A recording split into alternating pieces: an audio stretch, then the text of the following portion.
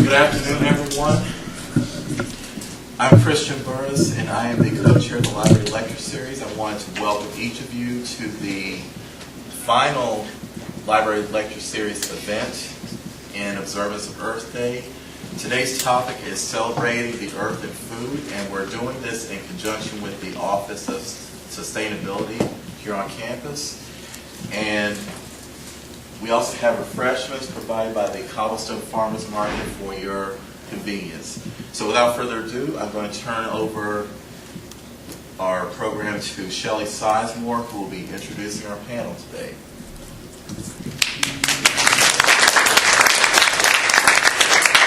Hi, I am Shelley Sizemore. I'm the coordinator of Campus Kitchen, and we're really excited to be partnering with the Library and Sustainability, Office of Sustainability on this event and many other events this week for Food Week and the 13 Days of Celebrating the Earth. Our panelists today are all young, cool, hip, local food activists.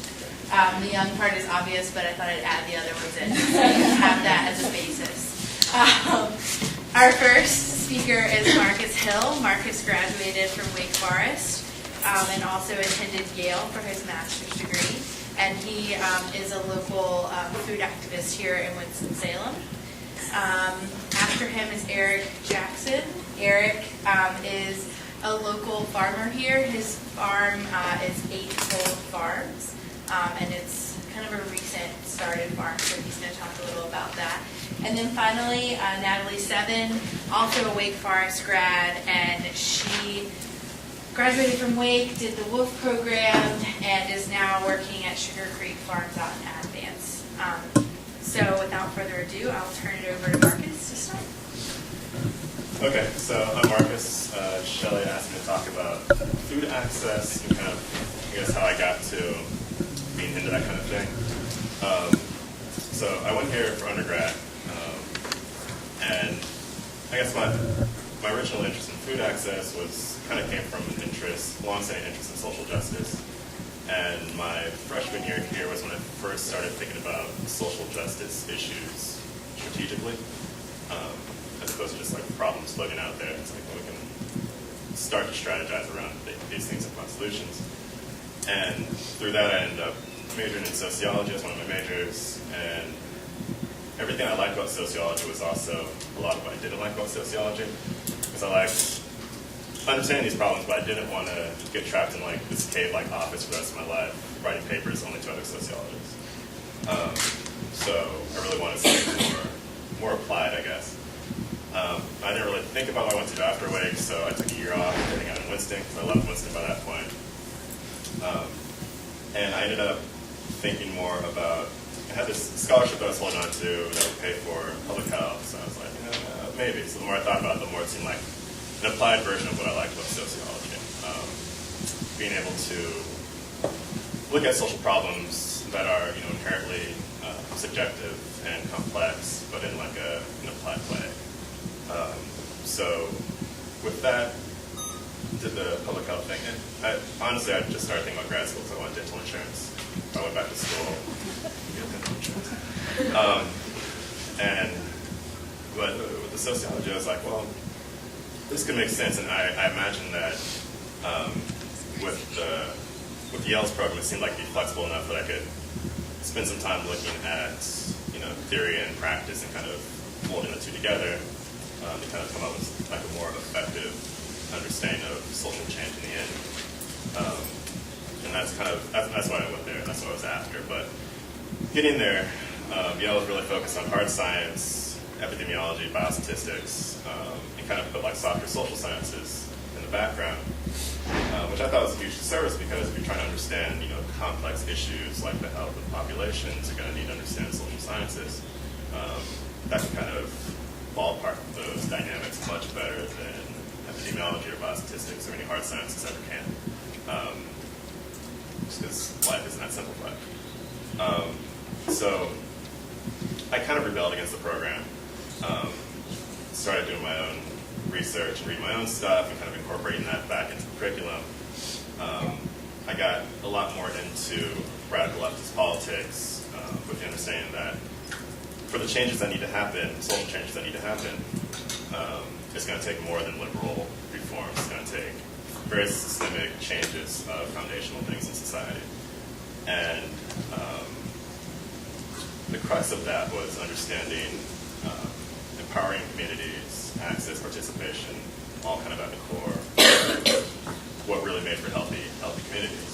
Not, top-down, government legislated policy matters that kind of trickle down, but just like, are communities able to define health in a way that works for them? Are they able to articulate their needs and desires? Are they able to participate in the decisions that are affecting them? So that was my focus. And so I ended up writing this long 100-page thesis on what an anarchist conception of public health would look like. And it was fun to write, and it was kind of cathartic for my time spent there. It's I need to write this. But it was taking the idea of public health from that top-down, kind of elite, money-driven way we see it now. You go around and ask people, you study public health, what is public health? The public doesn't know what public health is, or they think it's just disease vectors and things like that. And so, what would it look like? And my contention was that on a horizontal community-based level, start generating these health organizations in each community that are the ultimate decision makers around their health issues. And those little councils and organizations are all networked together in federation, statewide, nationally, internationally. And that creates a horizontal kind of topless. We're making decisions that affect our communities, but we're already also networking with other communities in solidarity. And kind of articulating the needs and wants that we have instead of someone else telling us what we need to do, stop smoking, things like that. And it wasn't that far off. It was there are a lot of organizations that already work like this. You see a lot of health organizations like the National Autism Association that are basically national federation. It's a national federation of autism-focused groups. And then you also see health councils that are locally based that are like the Ithaca Health Association in upstate New York, who pools local community resources just for the health of their own community right there. So we can combine those local focus with a national or international outlook. Kind of the land locally, think globally mantra that people say. So from there, after grad school, I got more into food access. Was kind of at the core of it was one of the more salient issues of healthy communities. And so took some time off. I started gardening and thinking about food production more. I took a class on permaculture at NC State. And just started thinking about food access issues, especially that's kind of already in the dialogue. So it's if we're going to talk about access issues in general, this would be a good place to start, because people are already on that level. But say you start thinking about food access, and you start thinking about land access, and you start thinking about general access. And how do we start, building strategy up to bring all these issues up to the table increasingly. And I made notes. Right, so I guess my issue was kind of injecting more logic into the dialogue of the local food movement. And everyone's farm to fork, local foods and all of that, but you can't really talk about local foods without talking about local access. And what mechanisms are we putting in place that are increasing people's participation in the system and actually empowering communities versus just saying, oh, you guys need to buy more organic, you guys need to buy local, you need to I know money's an issue, but it's not that big of an issue, just try to do it. I think we can actually come up with better systems that actually speak to those communities that are the worst off in ways that are practical for them. So this has been kind of a steady snowball of this kind of access issue in my mind. And where I'm at now, working with a few different people around town, around different projects, trying to start up a food access council to try to start kind of organizing all these access issues and in a way that's not just another nonprofit. I don't really like nonprofits because I think they substitute community power rather than like stimulate it a lot. So looking for grants for that council right now. And there's, I don't know if you saw it, but there was a article that came out a few weeks ago in the Winston Journal about Winston being, one of the worst places for food insecurity nationwide. And a lot of the core frontline groups and organizations that should have had a handle on it, were like, sorry, we didn't know it was that bad. It's like, that's kind of inexcusable. So the Food Access Council, working with this other sociology professor at Salem College to do some summer research on just trying to paint this picture of food insecurity around Winston-Salem. And it's interesting because there's so many parts of this story that you don't need to be a farmer to take part and do something meaningful. And there's another project I'm working on, starting a chefs coalition, because chefs aren't really, their voice really isn't in the food movement right now. You have a few chefs that are you can tell they're on point with, what they're doing, where they're sourcing their food from and all of that, but having a community of chefs that have other chefs to rely upon and can go talk about these issues, even, just pull together resources we want to get some fresh kale, but I can't order what you're selling, by myself. You want to go in on this with me. And just kind of create that community and see what happens. So, there's a whole lot of interesting things to be done, and Winston's in a good spot to do a bunch of interesting things. So, I guess that's my spiel. How was that? That was awesome.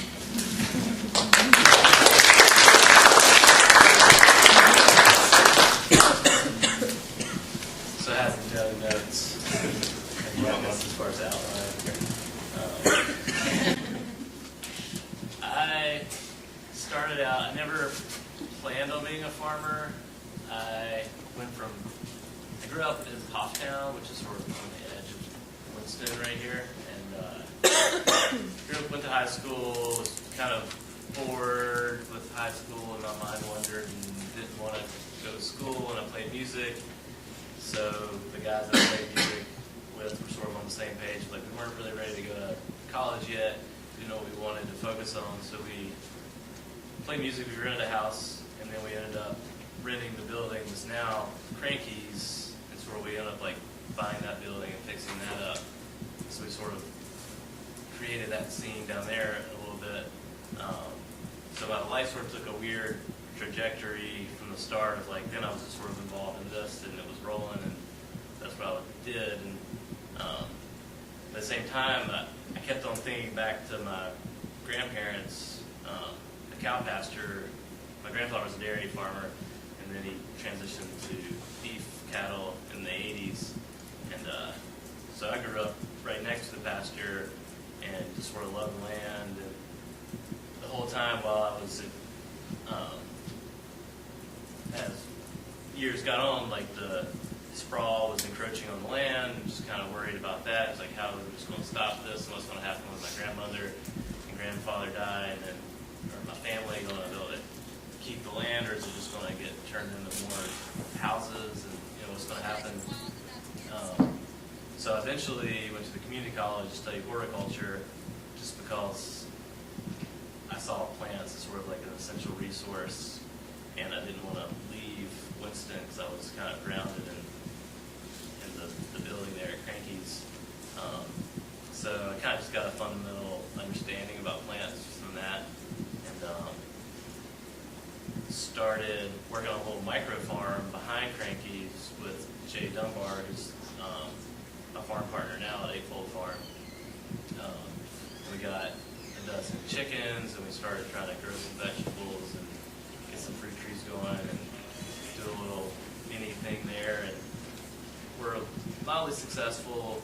Didn't really get to grow much besides a few tomatoes and some patio containers, but we learned a lot, and we sort of got familiar with chickens. And then at the same time, my grandmother moved out of her house because of her health, and went to a retirement home. So my mom and my aunt were about to rent the house, and I was like, hey, rent it to Jay and I, and start farming there. So a year ago, Jay and I moved out there, and we started Eightfold Farm. We're doing pasture, poultry, eggs and for meat, and sort of learning to grow vegetables and selling those at market. So like today was our first day at the cobblestone market. And, woke up at 6, went outside and started harvesting lettuce and spinach and kale and made salad mixes, and we gathered the eggs together and went to the market and sold everything that we had. It wasn't a ton, but it was a good first market day. But for me, and I think Jay both, is sort of a biodiversity preservation.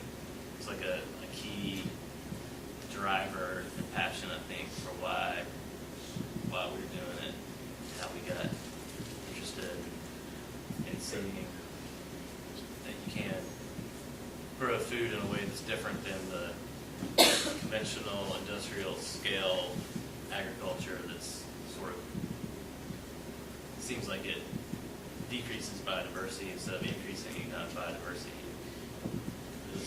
I looked in even now, the cow pasture, after my grandfather died in like 2000, my grandmother started renting the land to a soybean farmer. So now a guy comes and he just sprays herbicide on all the land that was cow pasture, planted soybeans, and soybeans come up, and it's really disheartening to see what was this like beautiful like cow pasture with lots of different wildflowers and different things becomes all soybeans. Before that, it becomes all brown. It's been sprayed with herbicide.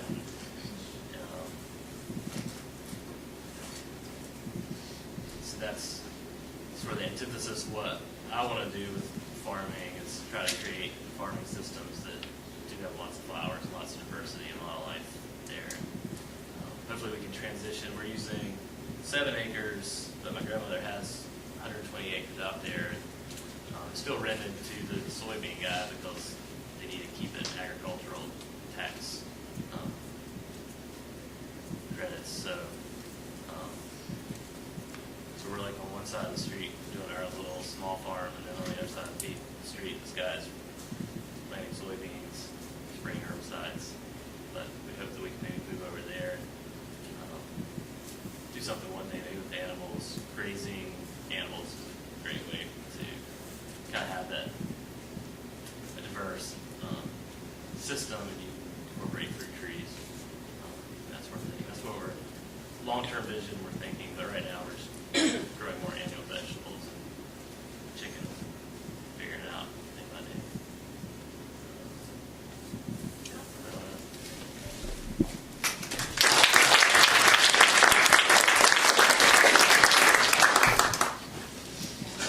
So I'm Natalie, like that, we just came from markets. We did the advertising right here, Sugar Creek Farm. And I graduated from Wake Forest in 2004, and after I graduated, I didn't really have, I majored in anthropology, which I loved, and but I didn't want to go back to more school because I didn't know what you were actually going to.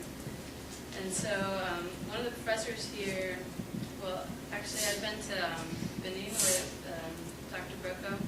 Actually, Marcus was on that trip as well. And met a bunch of Peace Corps volunteers over there, and thought, this could be actually really something I'd be interested in. And I had a professor here at Wake who, Dr. Wilson, who had challenged a lot of people to do the Peace Corps, and he said, well, if you want a challenge, then sign up for the agricultural sector of the Peace Corps. There aren't a lot of people who do that. And I got to thinking about it. I was fascinated by the idea that the sustainability part of it, you don't have to put a lot in if you get to know the systems and get to know how things work biologically on their own, then you can kind of incorporate that into your practices, and the system will feed itself. And so that was an idea that I was really impassioned by, and so I signed up for the agriculture, and they're like, you're going to need some experience. I was like, how do I go about getting that? And that's when I found out about WOLF program. And the WOLF program is Willing Workers on Organic Farms. And you pay $20 for a little booklet, and it's got a list of farms that are looking for help. And so you work 30 hours a week in exchange for lodging and food, and basically you get a good view of what a small farmer does, and a small organic farmer. And I ended up in on a small farm just north of Asheville in Burnsville, North Carolina, and it was they were off the grid.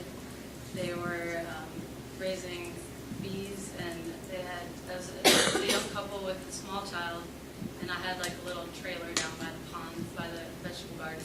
It was hillside farming, which is an interesting thing in and of itself, because you're harvesting firewood and like with the wheelbarrow and going down this really steep slope, and at first I thought, well, that'd be really cool to have like a hillside farm. And then in the Peace Corps, I ended up meeting somebody whose dream was to have a flat farm. I was like, well, that's a different concept. And when and the more I've gotten to know about tractors, you don't want to put a tractor on a hillside farm. And there are a lot of things you can. Well, in any model, you can. The neat thing about farming is it's very individual. You can do whatever you want and sort of express your interests and take it from there. And so in the Peace Corps, so after my honeybee experience, writing that down on extracting honey, like we put the superheads into a can and then just spun it out by hand, and then all of the honey would get slung to the side and gravity would feed it down, and you would cap off your bottles. We had a lot of honey that year. And I also did an internship, not an internship, but I volunteered at the Rodale Institute. And that's, it's one of the oldest organic research farms in the States. It's in Kutztown, Pennsylvania. And somebody had subscribed to organic gardening, and he's like, well, they're asking for interns. I wonder if you could maybe volunteer there. So I was fortunate to let the head of research, he let me crash there for 5 weeks, and so I got to know about cover cropping, some more organic practices on large-scale farms. It's a 300-acre farm, but they do a lot of corn, soybean, and winter wheat rotation work. And so going from living I'm from Winston originally, and I lived in a not very rural setting. So going from knowing nothing about agriculture to getting a little idea, I went into the Peace Corps, and I had a plot in the women's garden. They would always ask me, well, how do you do this and this? And I was like, I wish I could tell you more, but what I can do is look things up online. So that was my role over there. I felt I could look things up, but I wish I'd known more about it than when I left. And so when I came back, I decided to apply for that internship for the full 9 months in Pennsylvania. And then after that, I realized I didn't want to sit there and count things. Like a lot of research, as many of you probably know, you want to get all the data possible. So you're counting weed mass, a wet, like how many.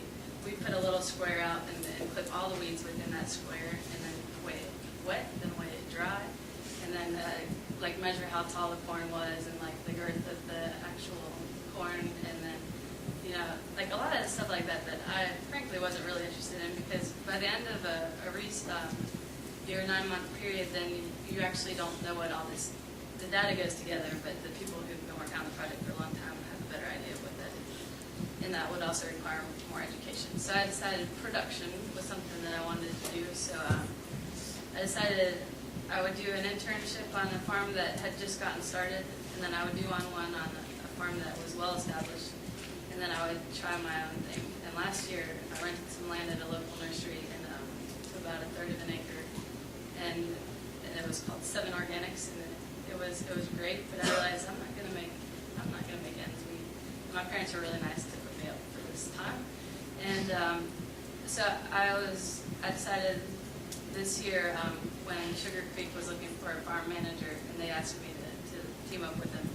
It was a neat thing, because I really like to do a lot of that, like a variety of vegetables, and I would only do a little bit because I had a little bit of space. And this year I'm working on 2 acres, and we have a hoop house, which is like a greenhouse, but it's unheated. So you can get your vegetables in earlier into the ground, and so you have more, you're hitting the market earlier with a variety of vegetables, and you're also going a little later into the fall. So with that, I went to a workshop in Chattanooga in January, and it's working really well. And with 2 acres, I thought going from 1/3 of an acre to 2 acres, I would have plenty of room that I wouldn't know what to do with. And now we're already run right out of room, and I'm like, where can I plant all these transplants? I've got some kohlrabi that needs a home, and some broccoli rabe, and all of a sudden I'm kind of in the same position I was last year. It's like I don't know how much is enough, but my goal is to figure out how to make a living, how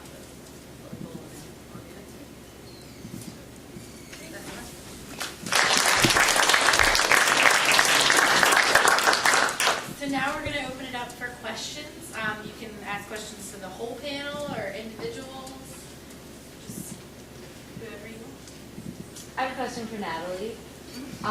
Where did you go with Peace Corps and how long did you do it? I went to Mali, West Africa, and I was there for 2 years. I was a natural resource management volunteer, which basically means once you get over there, you figure out what's going on and fill in the blanks. Is that paid? It's not, it's a volunteer position and you get a stipend. So when you leave, if you've done the complete 2 years, then you get like $5,000 for a readjustment allowance. But while you're over there, you've got 100% health care. You're completely taken care of. You get a monthly stipend, which is usually more than what your local teacher makes. So you're living like kings, sort of.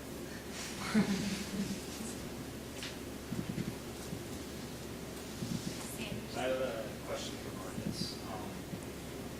What was your response to the study about Winston's insecurity, sort of possible solutions?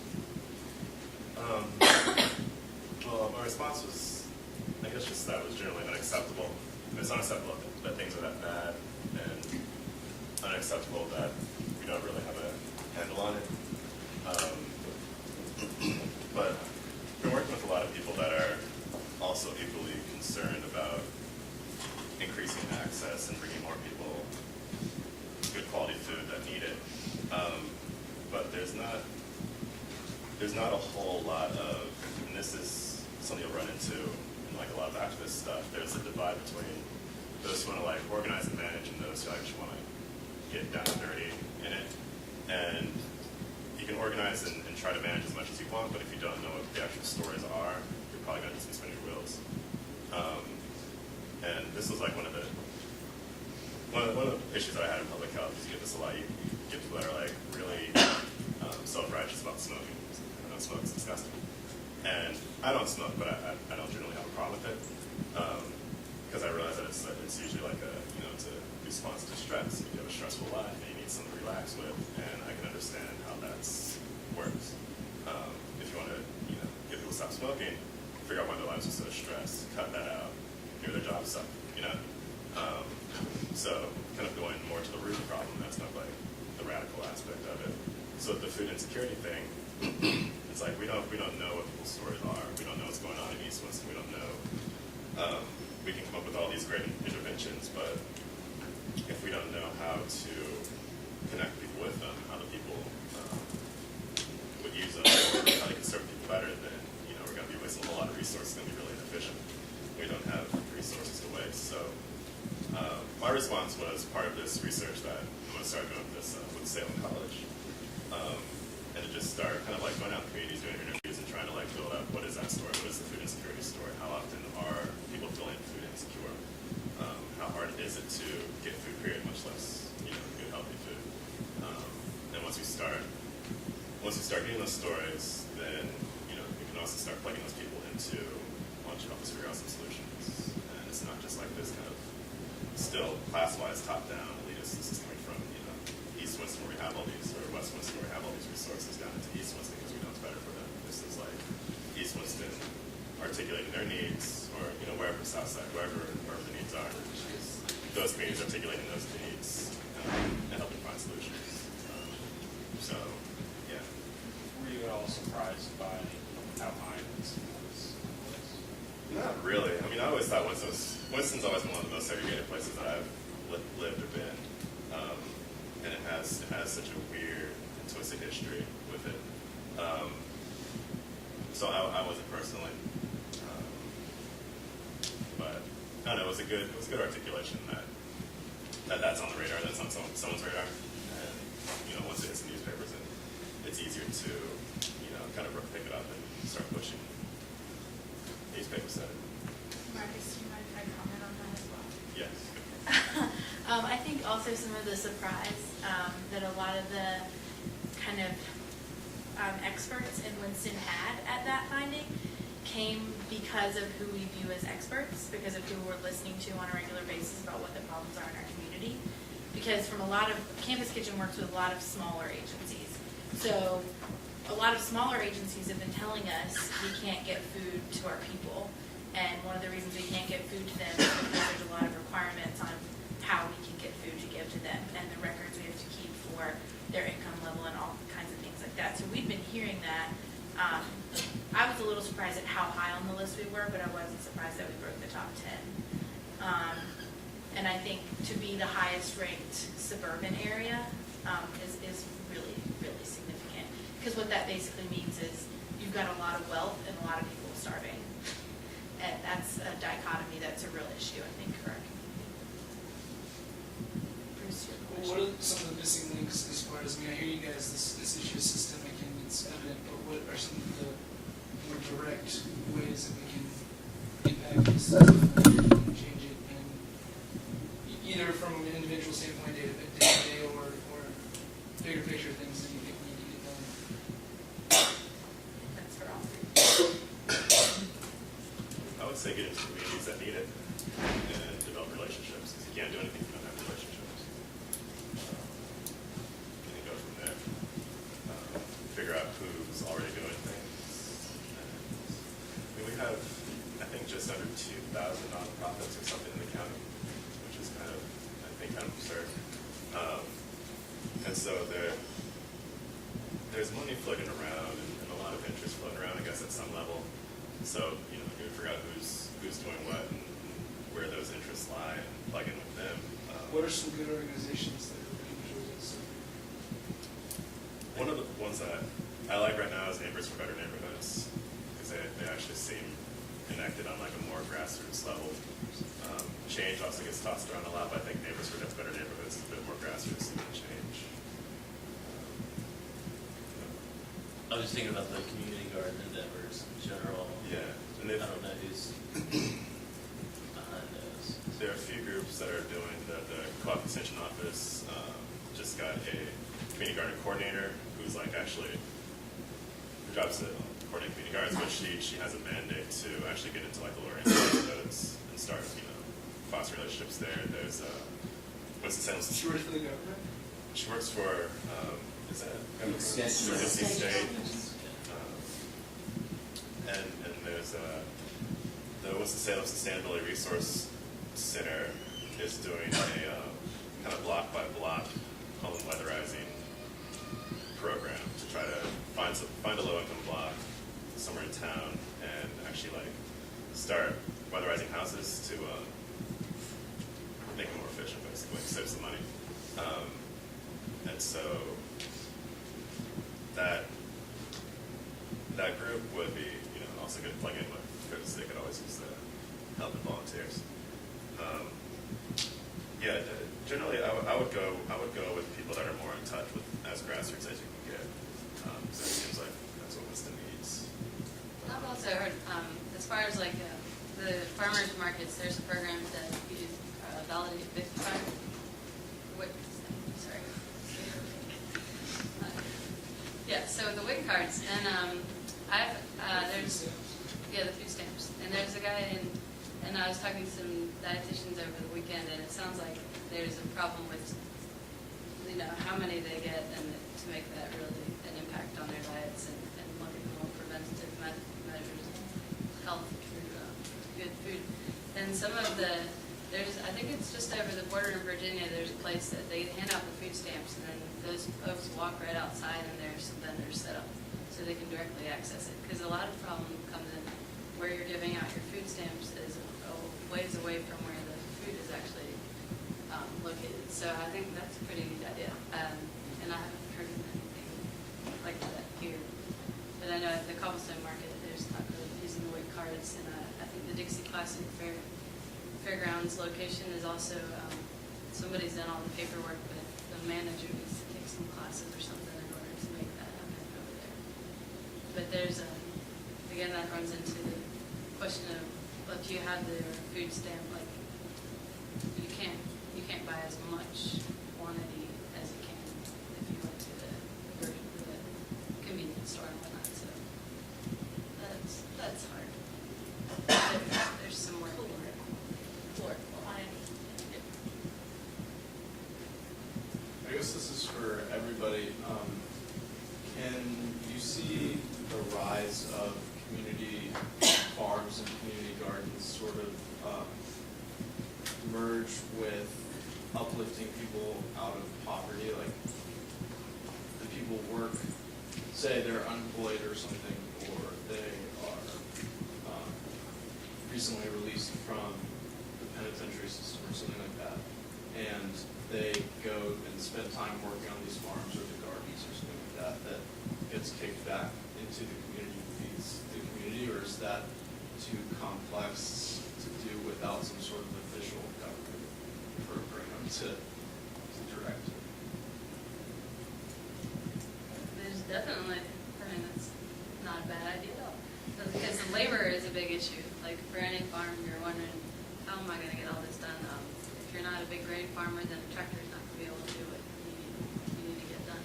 And so if you could insert labor, then you're looking at housing and just like supporting. That's where like a bigger system would be nice to kick in for the logistics of that. But that's all right. They have a program already with the food bank, and they train people that have been involved in the legal system as chefs, and kind of helping with placements and all that. And I think that's going on in a few different counties too. As far as gardens and food production in general, I think it's, if people start growing more of their own food, then they're going to have more freedom, to do what they want. And it's also great for local economy and, real work that you can point and look at. That's, definitely, there's definite value to it. And I think, depending on how you want to do it, there are alternatives to how we support these projects. And they don't all have to be like written up nonprofits, and they don't all always have to come, from some big bankroll somewhere else. And I really like the idea of like CSAs, when you support agriculture, if you're buying shares from, you're supporting a specific farm, you buy shares for the season, you get, those vegetables or whatever you're getting for that season. But there's like a direct relationship with you, the money of the farmer, and that's that. We could also do something like that with, if you don't have a farm to access, get a bunch of community gardens together. This is what we're going to grow as a whole, as a neighborhood or as a few blocks or whatever. And we're going to do our own local CSA and pull money together like that. So if you wanted to do that with, pulling in certain people to grow your food for you, because not everyone wants to get their hands dirty, so be it. But that's the budget. Once you have your budget figured out, then figure out how you're going to source those funds from the community itself. And it doesn't have to be like hugely complicated, but it's going to take some money. But that's like a practical project that you can point at. You're like, putting money into it, you see what you're getting out of it. So yeah, I think there are lots of alternative funding models that you can pursue once you start going in that direction. So I guess this is more for Eric, that you wanted to let us know. I guess, is there any like banding together of the local farms, like consortiums, that you guys feel fairly attached to one another or help out? Nothing official, but I definitely think there's a great camaraderie, and just sort of, I feel like there's a lot emerging sort of right now, so I feel like a lot of people are sort of in a similar space. We just started this kind of recently within a few years, and everyone, at least at the cobblestone market, everyone seems to be really supportive of each other, and like, how much you charging for your eggs? Good, $4, great. Like, you can't sell them too cheap, or everyone's just sort of help out, sharing information. There's not an official like network or anything, but they're working on something. Yeah. They're working on something official, like a small farmers cooperative, and this is still fresh. I think they just found a project manager for it. But basically pulling together small farmers to pull their produce together and kind of sell it wholesale. And hopefully, I hope it comes together. I don't know, but there's. Who's doing that? It's through co-op extension office. there's something like that in Surrey County too. And somebody's modeling it off. And Pilot Mountain Pride, I think it is, where a lot of the problems that you face when it's like I've got like 20 heads of lettuce. Like, how am I going to market that? The best way is direct marketing. But if you don't want to spend that extra time at the farmers market, and you need more time in the field, then selling it wholesale is a good idea, and then the Pilot Mountain Pride has it set up where they give you 80% of what you're going to sell on the wholesale market, and they do all the packaging, marketing. They've got the walk-in coolers, they've got the trucks that distribute, and they're actually stocking. They talk to the Lowe's food distributors and we're like, how do you want all these vegetables to come? So they know exactly how to pack all the boxes to standards to actually support their local grocery stores, and that's pretty cool. So there seems like right now in the local food world, there's a lot going on. So at every level, there seems like there's a lot of activity. Maybe that's just because I'm new to it, but there's a lot going on.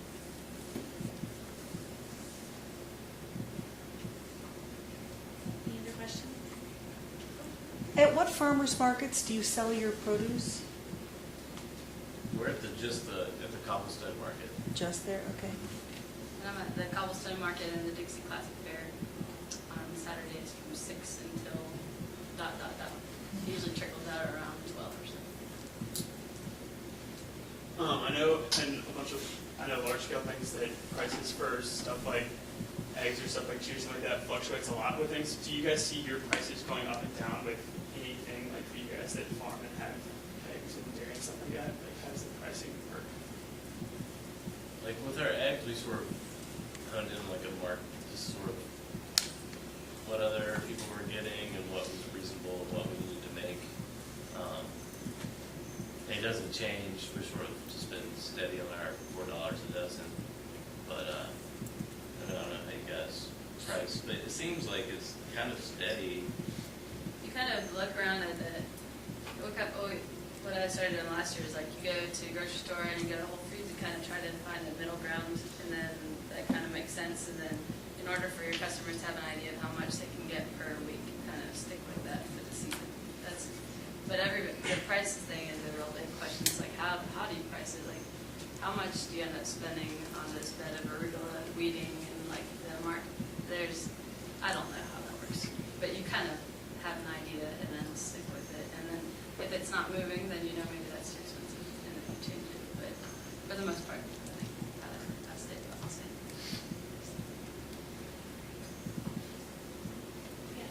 Yeah, for Eric, since you've been raising animals, have you ever sort of been, apprehensive about eating them? No. Only it's harder with the ones that you get more personally. Our first 12 birds we got them from Tractor Supply, and they were all the same breed except for this. 2 of them were this other Buff Orpington chicken. And yeah, Twiggy Bee was this one chicken's name. I got pretty attached to Twiggy Bee. Like she was different. She was easy to tell apart, but she was also sort of the runt of there's definitely a pecking order with chickens. And so she was always on the bottom for a long time, but then when her sister Twiggy, who was not on the bottom, something happened, a freak accident of, I don't even know what, something came into downtown and grabbed a fox. It was there. I don't know, who got this chicken. So Twiggy was gone. There was Twiggy Bee, and it upset the pecking order. Twiggy Bee kind of was no longer at the bottom. She was kind of held her on, and I just really loved Twiggy Bee. We like each other. So I didn't want to eat her. But the rest of them, I love them all, but it hasn't been too much problem. And the meat birds are typically only 8 weeks for broilers, so it's sort of a fast. We kind of know that they're going to be meat, and we sort of, I don't know. So it's different than the laying hens are around for maybe a couple of years.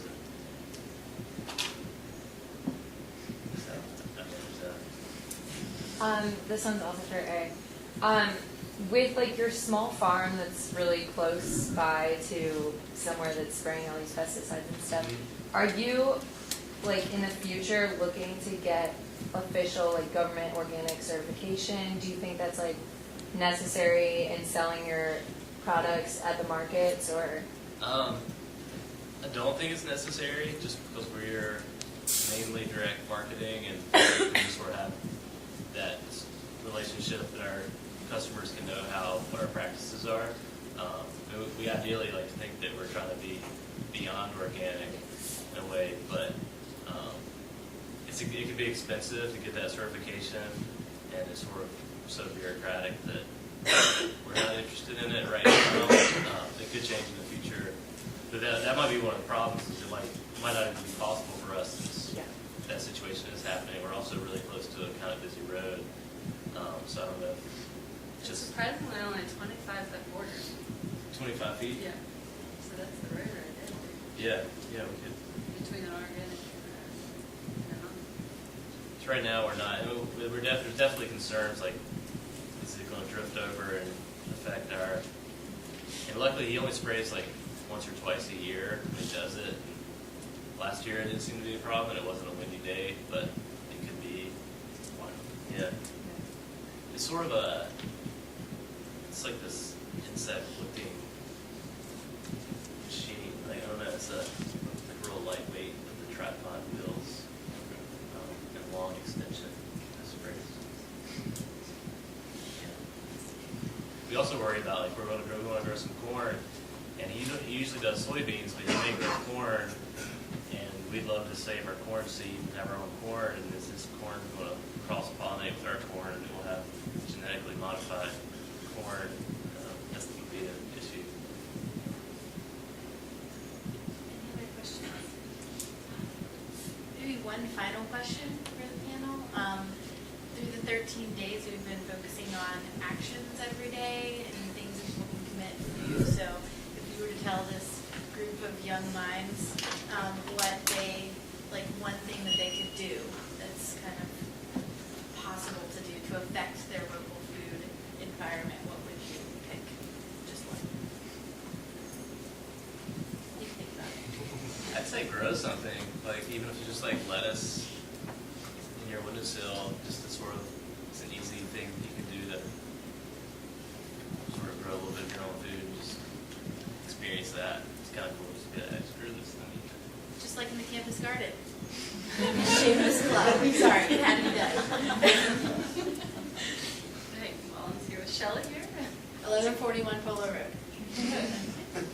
I was thinking it might be cool if you could find a vegetable that you've never prepared before and borrow a pot if you have never cooked that before in wherever you're living at. I've never really prepared a meal until I really had to, and that was not too long ago. So if you have not done that, I would recommend doing that and inviting friends over so there's a little bit of pressure and you will actually get it done. So that's my suggestion. I guess I'd just say learn more about your local food environment. It's really interesting, and there are some cool things going on, and stuff like cooking with friends. That's part of it, and you learn a lot that way. And chaos cooking. There's lots of stuff going on here on campus. It's just good to make different partners and allies and see if there's doing interesting things. Okay, thank you.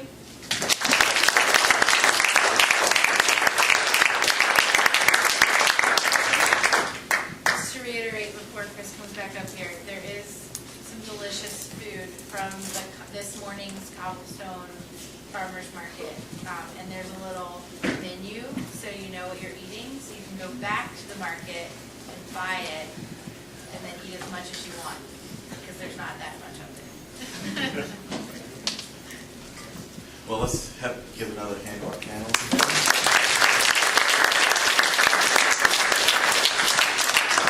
And in addition to the refreshments that are available, there are also some flyers, so please take a flyer for the remaining events of this week. And I'd like to thank you all for coming today, and we appreciate your presence. So have a good Earth Day, and please do something to help the Earth in your own way. Thank you.